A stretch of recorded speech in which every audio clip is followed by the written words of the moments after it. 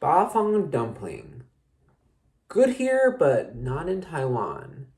If you didn't know, Bafang dumpling is from Taiwan. They have many, many different franchise locations, like 1,000 plus.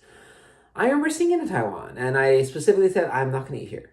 It's a chain. I've seen it many times. I'm not going to eat here. It wasn't until later that I have eaten, as in later after I left Taiwan, a year later, years later, that I saw it in America, in Chino Hills of all places. Apparently, it's quite a popular Asian area. There's an 85 degree C.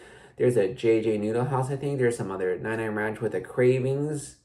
So that's like a food court, I guess. That's new in 99 Ranch. But Bafang dumpling there, we had to try. We were hungry after some, sightseeing with the super blooms at Chino Hill State Park. And we want to try something authentically Asian, and this was authentically from Taiwan. It's a chain, but it's from Taiwan, and I was like, this isn't bad. This is actually quite good. Of course, the prices are not the same as in Taiwan. My dad said it's like $7 Taiwanese for dumpling, which is a quarter. Yeah, that means you get 20 dumplings for $5. That's not going to be true in America, right? So it's more like 12 dumplings for $10 or something like that, depending on what flavors. But the dumplings were well done. They had a texture of a skin that I do like, right? Even though they're not thick. The soup was fine, blah, blah, blah. And it's very Taiwanese in style. And that's why it's good here. It's a piece of Taiwan transplanted here.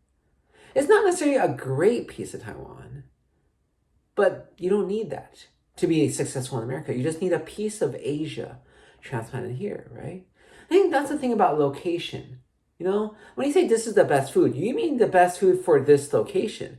If I'm talking about this is the best sushi in all of California, well, I'm pretty sure that they would be known for sushi in Tokyo or Japan, right?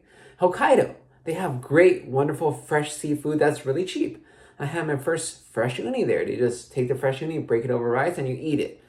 Delicious, and like $20, which is here, it'd be like $100 or more, and it wouldn't be as good. But that's the thing about location, right? Food and location go hand in hand. See, if we had teleportation, it would change everything. So you said that this is a really good restaurant in LA, but why are you limiting yourself to LA? You're like, well, because I only want to drive an hour and a half.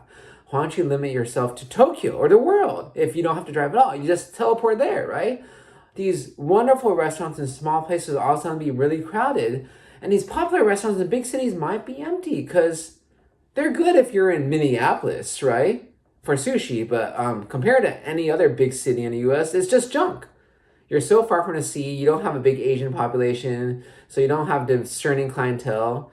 So that's the whole thing about location. That's why Bafang is good in California, but not good in Taiwan. I think it's also this idea of expectation. What do you expect, right? You encounter this food wasteland, you say. Like if you're in Lancaster, if you had any decent Asian food, it'd be popular. We were stopping through there because my wife was hungry and wanted to get something to eat. I said, well, okay, if you want real Asian food, you better wait till you get to LA, right? At least North LA. Because this place is just not good. Maybe Koreans, because I know some Koreans live there, but not good for Vietnamese, Chinese. And so we took her to a Vietnamese place, and she's like, this is horrible. I was like, yeah, this is Americanized Asian food. It's just, this is the way, right? They have to serve their population, which is not Asian. But the thing is, if you were in Lancaster and you had a decent pho restaurant, right? Just like any old junky place here in Little Saigon, it would be amazingly good for the Asian people who live there. They're like, wow, I had to go all the way to LA for this, but I could go get it near home, right?